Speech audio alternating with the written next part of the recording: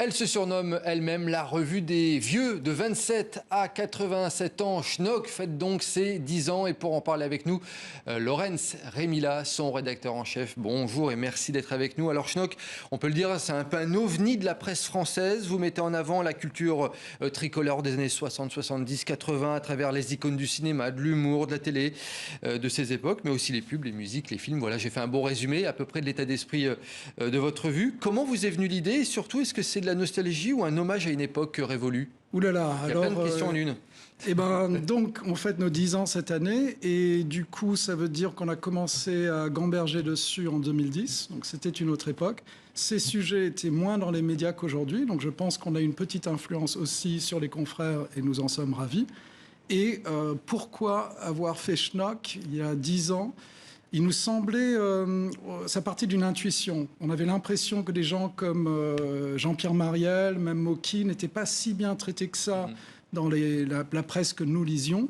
Et donc on s'est dit, bon, on va en faire une revue. Le dernier numéro, c'est avec Jean Rochefort. On voit d'ailleurs la couve à l'antenne. Avant lui, il y a eu donc Jean-Pierre Mariel, Amanda Lear, Daniel Prévost, Gainsbourg, Coluche, pour en citer beaucoup, comme cela. Ils sont succédés en couverture de Schnock. À chaque fois, ce sont des personnages hauts en couleur de la France. Toujours. Et puis, quand on fait la revue, on a parfois l'impression que tout le monde l'était à l'époque. Les gens oublient aussi tous ceux qui ne font pas la une de Schnock. Il y a beaucoup de gens de cette époque-là qui ne seront pas en une de Schnock. Donc oui, nous choisissons ceux-là, mais il y en a beaucoup d'autres qui sont laissés de côté, qui sont peut-être moins hauts en couleur, ou en tout cas moins intéressants, moins de profondeur, moins d'intérêt pour nous. On va en parler peut-être des futures couves, mais je voulais savoir, l'un des points communs de beaucoup de ces artistes, c'est qu'ils étaient parfois considérés comme ringards à un moment donné de leur carrière, et pour beaucoup aujourd'hui, ils sont devenus cultes. Oui, alors je ne sais pas trop ce que veut dire ringard, je ne sais pas trop non plus ce que veut dire culte.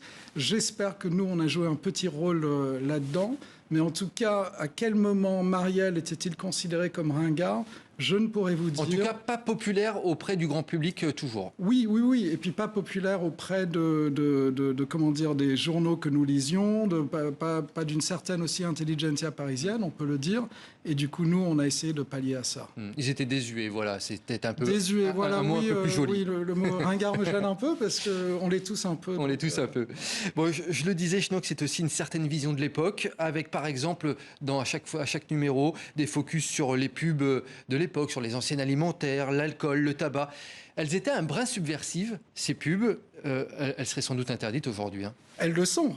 Merci la loi Evin. Et donc ça, c'est aussi le regard du cofondateur avec moi, Christophe Ernaud, qui les met à l'honneur à chaque numéro avec assez de distance et d'humour.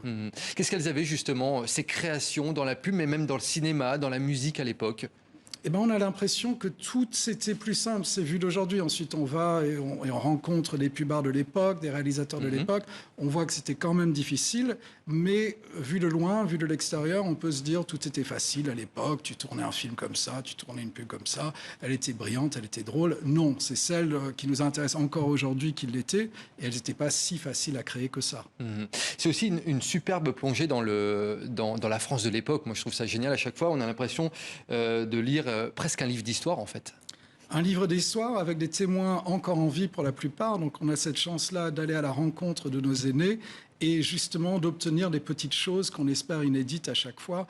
Et donc un livre d'histoire, oui, mais sans, comment dire, avec l'histoire à portée de main, on l'espère. Alors, qu'est-ce qu'on pourrait imaginer en prochaine couve? Donc là, il y a Jean Rochefort. On imagine dans les prochains numéros, on pourra avoir qui? Ouh là là. Alors déjà la prochaine qui sort début septembre, si tout se passe bien, Thierry Lhermitte. Donc et en étudiant un peu Lhermitte, on s'est rendu compte qu'il avait aussi des points en commun avec Jean Rochefort. Donc c'est quand même des acteurs qui nous intéressent chez Schnock parce que ils ont une sorte de saine distance vis-à-vis de leur métier, une sorte de côté un peu laid back, très british. et ils vont préférer passer du temps avec leurs amis que courir les soirées mondaines. Enfin, voilà. Donc le prochain, Thierry Lhermitte. Et puis après cela... On pourrait imaginer Paul Naref, Sophie Marceau. Absolument. On les imagine très forts. Paul Naref, des contacts ont déjà été établis avec lui, avec la planète Paul Naref, qui prend parfois un peu de temps à répondre. Donc oui, et tous ceux que vous imaginez être en couple de schnock le seront un jour, parce que là, on a fêté nos 10 ans, et voilà, j'espère qu'on en aura 10, 20, 30 ans de plus. Et ils le sont un jour. Les contacts ont été établis et maintenant, il faut qu'on s'accorde avec eux. Eh bien justement, Laurence Rémila, je voulais qu'on se projette. On est en 2050. Schnock ressort en librairie pour mettre en avant les personnalités des années 2010 ou 2020. On trouverait qui en couve? Est-ce que vous arriveriez à faire un journal avec la même saveur si on traitait des années 2010 et 2020? Alors la chose la plus terrible, c'est que on nous posait cette question il y a 10 ans. Il y a 10 ans déjà, on disait peut-être Joe Starr, peut-être Benoît Poelvoorde. Et aujourd'hui, je dirais peut-être Joe Starr, peut-être Benoît Poelvoorde, pardon. Et je ne vois pas trop d'autres personnes en 2020, mais je n'ai pas assez étudié cette question. Bon, on a sûrement d'autres, j'espère. C'est une colle qu'il va falloir étudier donc pour les prochaines années. Une dernière question, c'est quoi être un vieux schnock en 2021 selon vous? Être un vieux schnock en 2021, c'est déjà le choix du papier. Donc, lire une revue, non pas sur son smartphone, mais sur du papier, ça repose les yeux, c'est plutôt agréable. Je vous conseille tous le papier comme mode de lecture. Donc déjà, vieux schnock, il lit du papier, que ce soit schnock ou autre chose. C'est pas si mal d'être un vieux schnock, finalement, en 2021. Non. C'est une réponse au jeunisme qu'on retrouve beaucoup sur les réseaux sociaux, par exemple.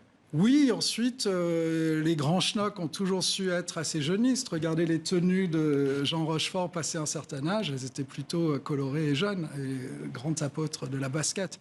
Donc, jeune schnock, vieux schnock, enfin, être schnock, on peut être jeune ou vieux schnock. Eh bien, soyons tous schnock. Merci en tout cas, Laurence Rémila, d'être venue sur le plateau TV5 Monde pour parler donc du 10e anniversaire de cette revue Schnock. Merci beaucoup.